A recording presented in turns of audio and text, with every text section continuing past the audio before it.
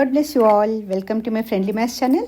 आज हम देखते हैं एक बहुत important question, class 10th NCERT exercise 5.2 question 15 है। And question is for what value of n the nth term of 2 APs 63, 65, 67 and so on and 3, 10, 17 and so on are equal. Right, question tricky है थोड़ा सा, क्योंकि ये देखिए हमें लगेगा ये बड़े नंबर्स है और ये छोटे नंबर्स है, तो ये कहाँ जाकर इक्वल होंगे। लेकिन अब देखते हैं ये दोनों हम बहुत आसानी से कैसे सॉल्व करेंगे। देखिए फर्स्ट AP आ रहा है 63, 65, 67 एंड सो ऑन।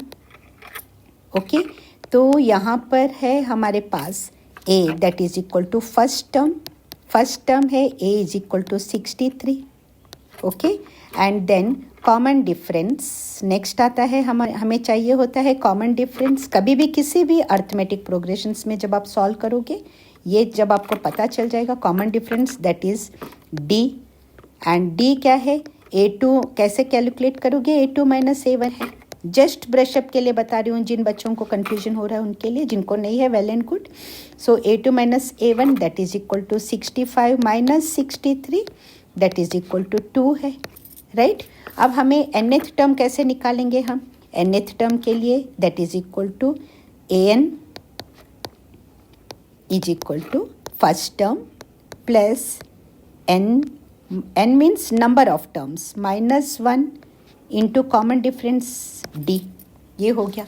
अब यहाँ पर nth टर्म के लिए हमारे पास an क्या है, कैसे पता चलेगा हमें। an is equal to a है हमारे पास 63 plus n we don't know, n minus 1 into d आ रहा है 2।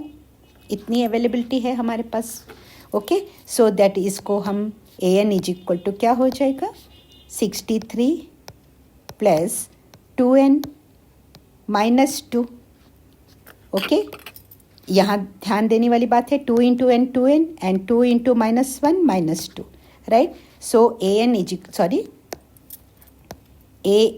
Equal to 63 minus 2 61 plus 2n आ गया।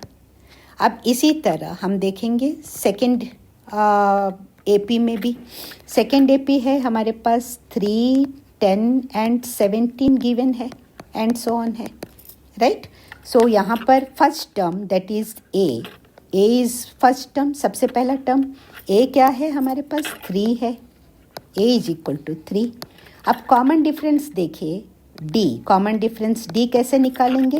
A2 minus A1 that is 10 minus 3 7, 17 minus 10 7, therefore D is equal to 7 है।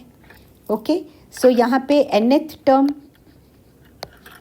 Is equal to A plus n minus 1 into D, A plus n minus 1 into D है। Right, so A है 3 plus n minus 1 into 7 and ये हो जाएगा 3 plus 7n minus 7। Right, 3 plus 7 into n 7n minus 7 and ये होगा that is equal to 3 and यहाँ पे आ रहा है माइनस 7। राइट, सो ये हो जाएगा minus 4 plus 7n। an is equal to sorry. अब गिवन है फर्स्ट AP का an दोनों इक्वल है, so 61 plus 2n is equal to minus 4 plus 7n हो रहा है। ये गिवन है क्वेश्चन में, क्योंकि दोनों का nth टर्म क्या है, इक्वल है। कौन से नंबर ऑफ टर्म पे दोनों की वैल्यू इक्वल होगी, दैट इज द क्वेश्चन। अब जब हम इन्हें इक्वेट करेंगे तो ये हो जाएगा, देखिए हाँ, या ये माइनस 4 है, इधर आएगा तो प्लस 4 हो जाएगा, और ये प्लस 2n है, इधर जाएगा तो माइनस 2n हो जाएगा। राइट, सो यहाँ पे हमें मिलता है 61 plus 4 is equal to 7n minus 2n। मैं यहाँ इंक चेंज कर देती हूँ। सो हमें मिल रहा है 61 plus 4 that is equal to 65 is equal to 5n. Therefore, n is equal to 65 divided by 5, that is equal to 13. 5 1s are 5, 1 reminder आएगा, 5 3s are 15, 13. अब हमारा आंसर कंक्लूड हो गया है. Therefore, 30 at 13th term n is equal to 13 भी लिख सकते हो आप. Therefore, at यहाँ पे दिया है for what value of n. Okay, the value of n will be 13, so that the 13th term at 13th term, the two APs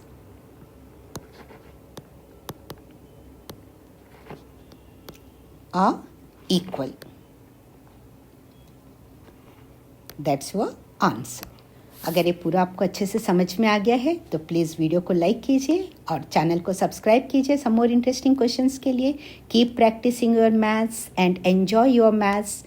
अपना थोड़ा ध्यान रखिए, सिली मिस्टेक्स मत करिए और एग्ज़ाम्स में बहुत अच्छे नंबरों से आप सक्सीड होइए. All the very best and thank you so much for watching.